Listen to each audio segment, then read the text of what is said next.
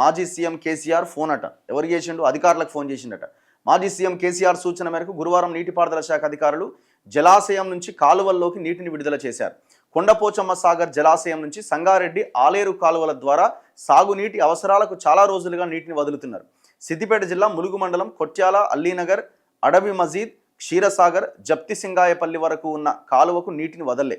ఆయా గ్రామాల పరిధిలో పంటలు ఎండిపోతున్నాయని నీటిని విడుదల చేయాలని ఉమ్మడి మెదక్ జిల్లా డీసీసీబీ మాజీ డైరెక్టర్ అంజిరెడ్డి దృష్టికి రైతులు తీసుకెళ్లగా ఆయన ఎర్రవల్లి వ్యవసాయ క్షేత్రంలో ఉన్న మాజీ ముఖ్యమంత్రి కేసీఆర్కు విన్నవించారు. స్పందించిన కేసీఆర్ నీటిపారుదల శాఖ ఉన్నతాధికారులతో ఫోన్లో మాట్లాడారు. పంటలు ఎండిపోతున్నాయి, వెంటనే నీటిని విడుదల చేయాలని అధికారులకు సూచించడంతో వారు విడుదల చేశారట. కాలువలో ప్రవహిస్తున్న నీటిని అంజిరెడ్డి అధికారులు పరిశీలించారు. ఈ సందర్భంగా మాజీ సీఎం కేసీఆర్కు కృతజ్ఞతలు చెప్పారట. ఎందుకు ఇదంతా ఏం లేదు. మొన్నటిదాకా ఆయన ఒక ఫోటోని తయారు చేసి ఆ మెదక్ జిల్లా అక్కడ ఊరేగిస్తున్నారు కేసీఆర్ని. ఏడవాయనే మా ఎమ్మెల్యే, ఏడవా మా ఎమ్మెల్యే అని. నిన్న మొన్న మొత్తం ఇదంతా జరిగింది కదా, కేసీఆర్ కనబడతలేడు అట్లా ఇట్లా అని. కనబడాలి కదా, సో వినబడతట్టు చేసిండు అంతే, ఏం లేదల్లా. కనబడలే కానీ వినబడతట్టు చేసిండు.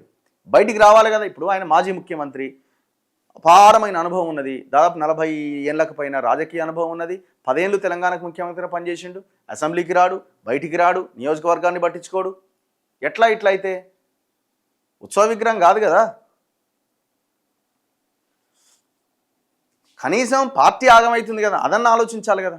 ఇప్పుడు నువ్వు పెట్టిన పార్టీ, నువ్వు స్థాపించిన పార్టీ ఆడ ఆగమవుతున్నప్పుడు అసలు ఇంత కాంగ్రెస్ మీద ఉన్న వ్యతిరేకత మీకు అడ్వాంటేజ్ అయ్యి ఇంకా పార్టీ ఎక్కడో ఉండాల్సిన సిచ్యువేషన్లో కనీసం కూడా ఇట్లా ఒక స్టెప్ పైకి లేస్తలేదుగా. ఎంత మొత్తుకున్నా, ఎంత అరిచినా దానికోసమన్నా రావాలి కదా. ప్రజల కోసం వదిలేయి, పార్టీ కోసం అన్న రావాలి కదా.